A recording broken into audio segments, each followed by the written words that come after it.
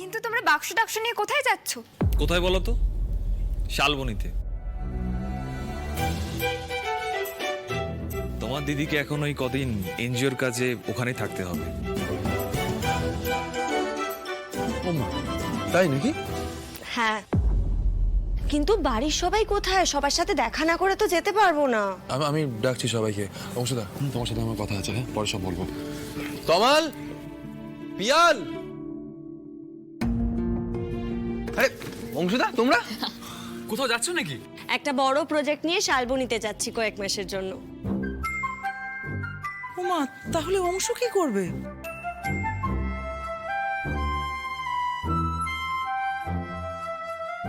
Aunty, আমি তো একা হয়ে যাচ্ছি।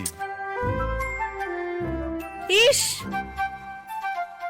তোমাকে একা হতে দিলে তো অংশুদা। এবার থেকে তুমিও আমাদের সাথে এসেই থাকো না।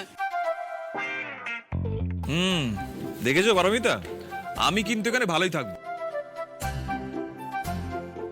আচ্ছা তোমরা সবাই বসে, আমি চা করছি। হ্যাঁ, এই একদম না, আমাদের এক্ষুনি বেরোতে হবে। ভাই, বাবা মা কাকি সব কোথায়? আরে পারমিতা, তুমি কি ব্যাপার এত সকাল সকাল? তোমাদেরকে প্রণাম করতে এলাম। আসলে এনজিওর একটা কাজে আমায় কয়েক মাসের জন্য শালবনি যেতে হবে।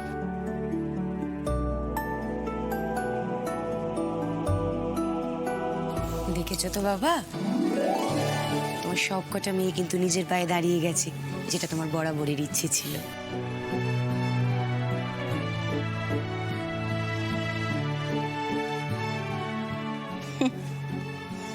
সে তো দেখাই যাচ্ছে।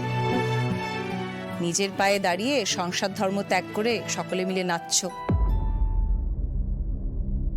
তোমার স্বামীকে যে খুঁজে পাওয়া যাচ্ছে না, তাই নিয়ে নিশ্চয়ই তোমার কোনো মাথা ব্যথা নেই।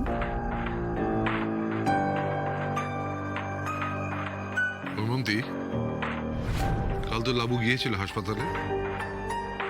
সকালবেলা আমি তোমার সঙ্গে বেরিয়ে হাসপাতাল থেকে ঘুরে এলাম, তো ওরা তো খোঁজ খবর করছে। অংশু, তুমি কিছু জানো রুদ্রের বিষয়ে?